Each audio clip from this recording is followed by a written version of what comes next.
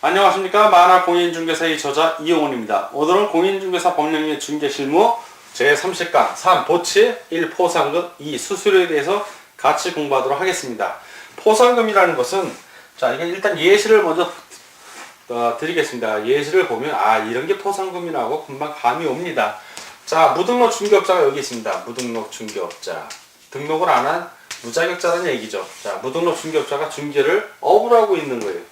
그런데 예를 들어서 어떤 A라는 사람이 자기 물건을, 이 A는 중개업자도 상관없고 공인중개사도 상관없고 뭐 일반인도 다 상관이 없습니다. 물건을 매물로 내놓으려고 가봤는데 그러니까 무등록 중개업자예요. 그래서 이 사람이 무등록 중개업자라는 걸 일단 발견을 했어요. 발견을 하고 등록관청, 등록관청에다가 신고를 합니다. 이 사람 무등록 중개업자입니다 하고 신고를 했어요.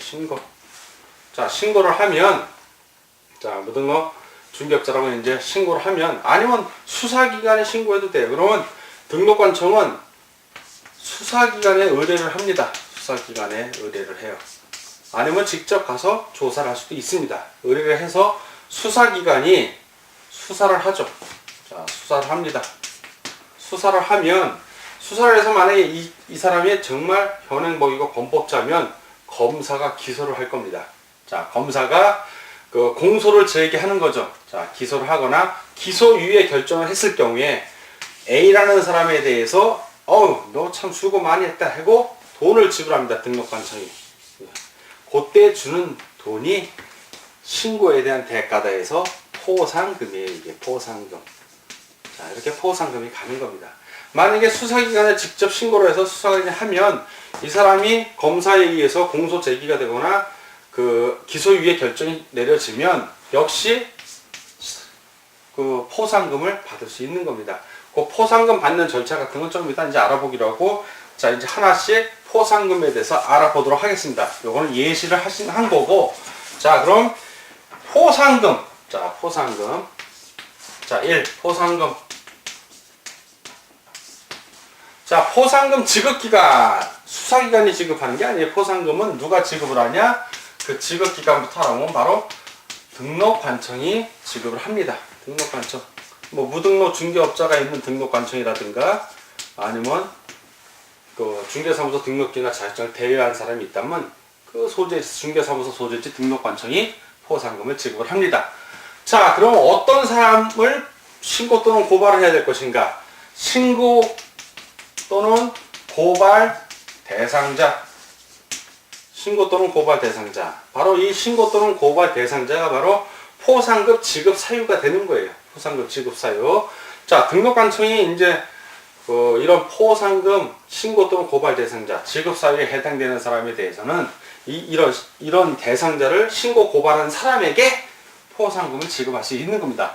이 대상자 누구냐? 첫 번째 방금 말했던 무등록 중개업자예요. 무등록. 등록을 안 하고 중개업을 하는 자. 무등록 중개업자. 중개사무소 개설 등록 신청을 하지 아니하고 중개업을 하는 사람. 그런 사람을 무등록 중개업자라고 합니다. 두 번째는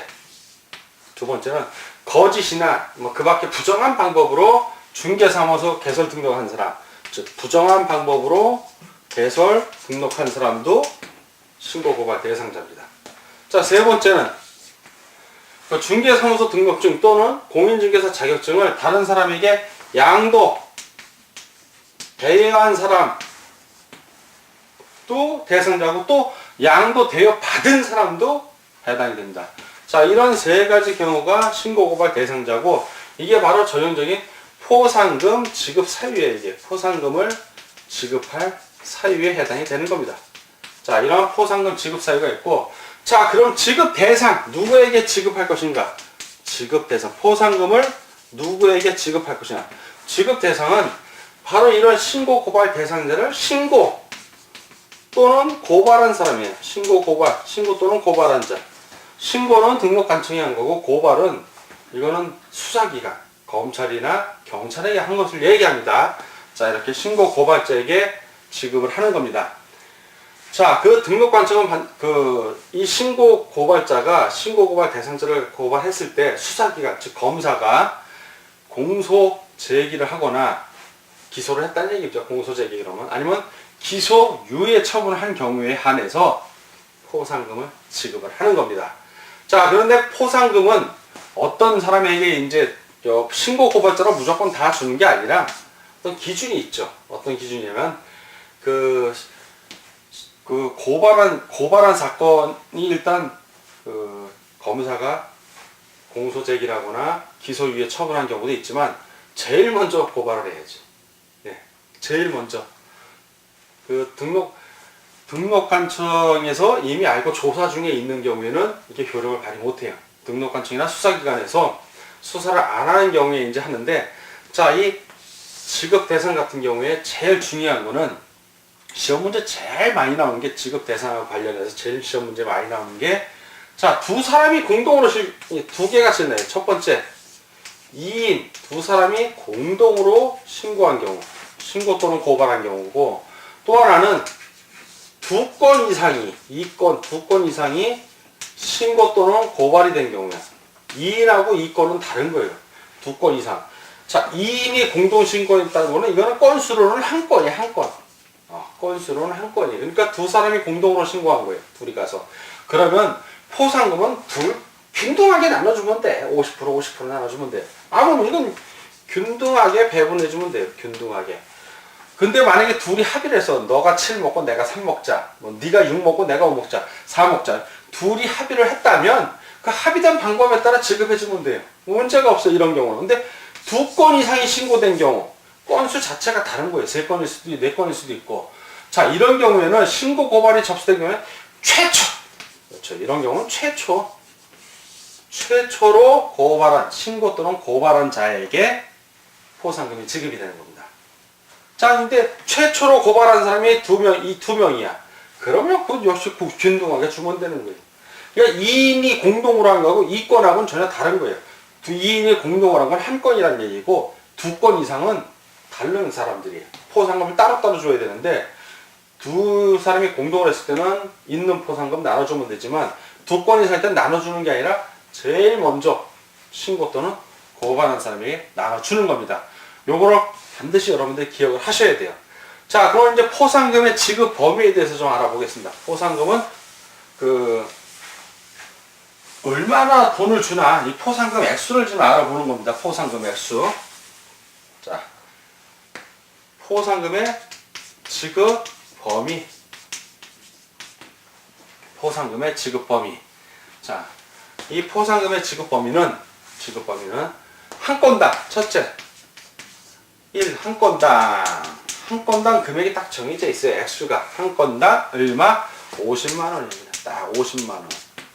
그러면 여러분 요즘 카파라치니 파파라치니 이런 거 나오는데, 무등록 중개업자나 양도 대여한 사람 한 10명만 발견해서 신고하면 500만 원 버는 겁니다. 근데 아주 교묘해 갖고 발견해도 잘 안 걸려요. 두 번째. 자, 포상금 지급에 소요되는 비용. 이 포상금 지급 비용이죠. 비용은 국고에서 보조할 수 있다. 국고 보조가 가능해요. 100% 보조한다는 거 아니고 국고 보조를 하는데 이 비율이 있어. 얼마 이내로 한다? 100분의 50, 즉 50% 이내. 최대로 보조해봐야 25만 원이라는 얘기예요. 국가에서 보조해주는 건. 그 이내로 보조하는 겁니다. 자, 포상금 이제 지급을 이제 받고자 할 때 신고한 고발자가 이제 포상금을 지급을 받아야 될 거 아니에요. 자, 지급 방법. 자, 포상금을 지급받으려면 첫 번째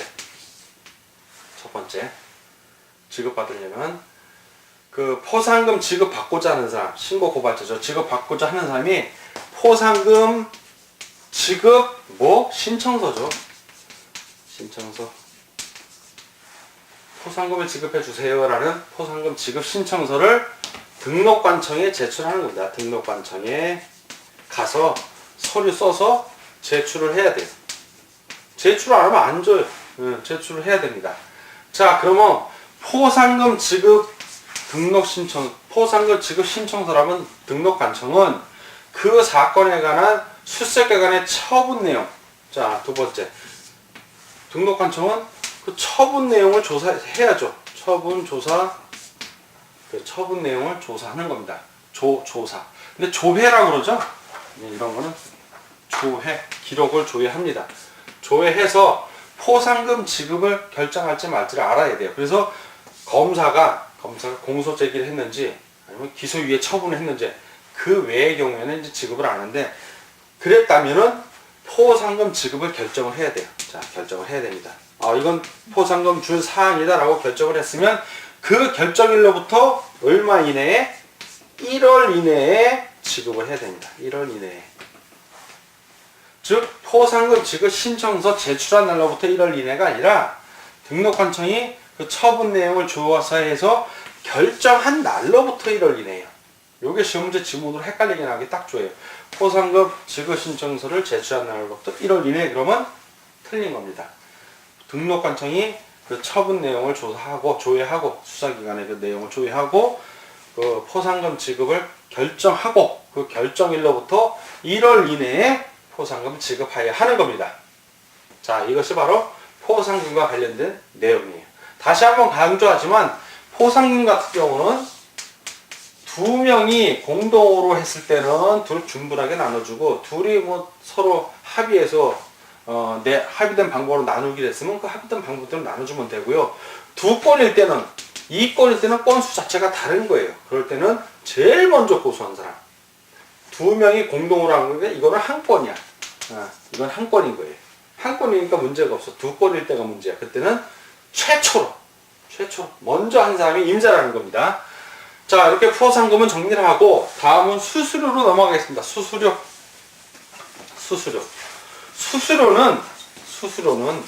이게 중개 수수료 아닙니다. 이게 수수료라고 해서 먼저 중개 수수료하고 이 수수료의 차이점을 보면, 먼저 이 수수료의 개념을 좀 보면, 수수료는 뭐냐면은 행정기관 또는 사법기관, 뭐 입법기관 이런 그 정부 공공기관을 이제 이용을 해요. 자, 정부의 공공기관을 이용을 했을 때 이용을 하는데, 이용을 하다 보면 이용해서 이익을 얻는 사람들이 있잖아요. 내가 예를 들어서 주민등록증 등본을 발급받으면 주민등록 등본을 내가 발급받았잖아요.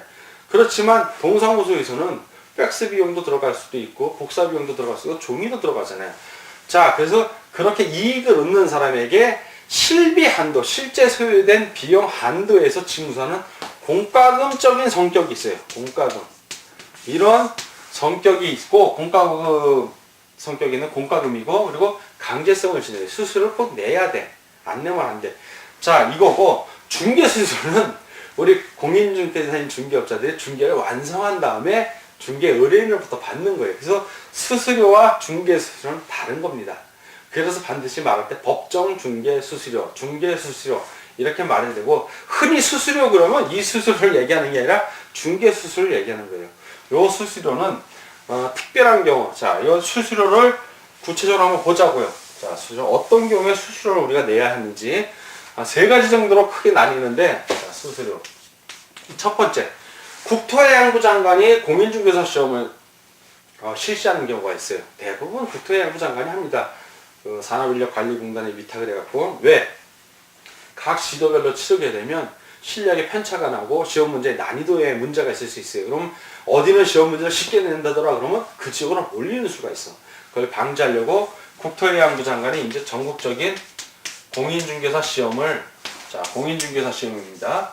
시험 그러면 이거를 국토해양부 장관이 결정 공고하는 공인중개사 자격시험의 경우에는 국토해양부 장관이 결정하고 공고하는 수수료가 있어요. 수수료. 이 수수료를 납부해야만 시험을 볼 수 있는 거예요. 이 수수료를. 대략 28,000원에서 3만원 내라고 제가 알고 있습니다. 자, 우리 책에도 그냥 3만원 내라고 했는데, 액수는 시험 문제 안 나온다. 액수는 시험 문제 안 나와요. 자, 이건 국토해양부 장관이 이제 결정 공고하는 수수료고, 자, 두 번째는 시도의 조례에 따라서, 조례에서 결정을 해요. 수수료 얼마 내라고. 시도의 조례에 따라서 수수료 내는 경우가 있어요. 이 수수료는 다 공인중개사법하고 관련된 수수료들입니다. 바로 어떤 경우? 요거는 바로 공인중개사 자격증. 중개사 자격증을 처음에 교부받을 때는 돈 안 내요. 그냥 교부받을 때는 그냥 해줘요. 교부받을 때는 왜 돈 안 내냐면 시험 볼 때 수수료 냈잖아. 그래서 거의 처음 교부할 때는 돈 안 받고 해주는데 자기를 재교부 받을 때 자격증을 잊어버렸어. 그래서 한 번 더 다시 받으러 갔을 때 그 이후에는 요 재교부는 시도에서 정한 조례에서 정한 수수료를 반드시 내야 됩니다. 돈 안 내면 안 줘요. 이거 안 줘. 돈 내야 돼.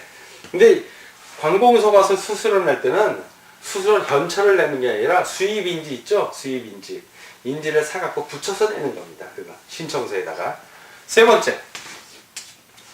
시군구. 주로 이제 등록과정인데 시, 군, 구, 자치구의 조례에 의해서 수수료를 납부하는 경우에. 자, 이 경우가 제일 많죠. 이 경우가 제일 많아요. 자, 시군구 조례에 의해서 납부하는 경우를 보면 첫 번째.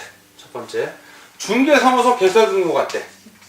중개사무소 개설 등록할 때 인지사다 붙여서 냅니다. 자, 중개사무소 개설 등록할 때 수수료 내고. 두 번째, 중개사무소 개설 등록을 했는데 등록증을 잊어버렸어. 자, 중개사무소 개설 등록증. 등록증을 잊어버려서 개설 등록증 재교부 신청할 때. 재교부 신청할 때도 수수료 내야 됩니다. 자, 세 번째는 분사무소 설치할 때. 분사무소 설치할 때. 자, 중개사무소 개설 등록, 그리고 중개사무소 개설 등록증 재교부, 분사무소 설치할 때. 그러면 역시 분사무소 설치 신고필증 있죠? 신고필증.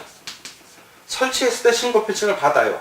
그 신고필증 잊어버렸어. 이 신고필증을 재교부할 때. 요때도 수수료 내야 됩니다. 자, 개설 등록하고 재교부, 분사무소 설치, 재교부 다 내요. 중개사무소하고 관련된 거는 수수료를 다 내는데 유일하게 안 내는 게 뭐라고? 공인중개사 자격증을 처음에 교부받을 때. 요때만 수수료 안 낸다. 나머진 다 낸다. 그냥 요 이해를 하고 있으면 아하 이렇게 이해가 되는 겁니다.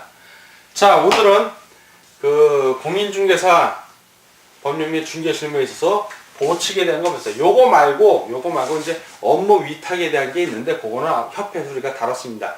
현재 업무 위탁하고 관련된 거는 협회에 그 실무교육만 위탁하고 있습니다. 보칙하고 관련돼서는.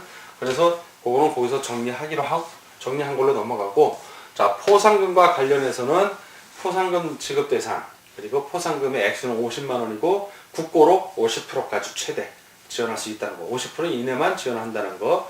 그리고 포상금은 그 포상금 지급 신청서를 낸 날로부터 한 달 이내가 아니라 그 신청서 제출한 다음에 등록관청이 그 수사기관에 처분 내용을 조회한 다음에 그게 결정, 포상금을 지급해야 된다고 결정이 났으면 그 지급 결정일로부터 한 달 이내라는 거, 1월 이내, 한 달 이내라는 걸 좀 반드시 기억해 주시기 바랍니다.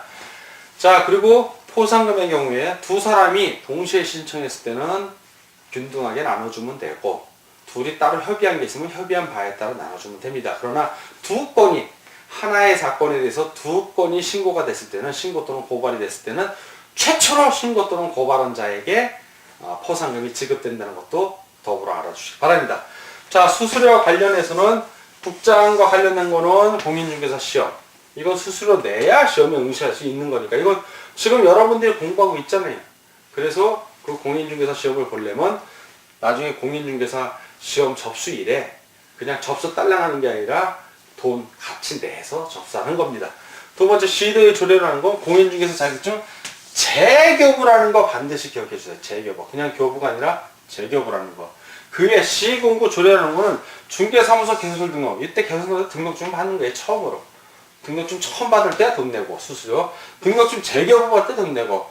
분사무소 설치해서 설치 신고 필증 처음 받을 때 돈 내고. 설치 신고 필증 두 번째 받을 때 재교부 또 돈 내고. 다 돈 냅니다. 수수료죠. 수수료 내는데 유일하게 안 내는 게 공인중개사 합격해갖고 처음에 교부 받을 때.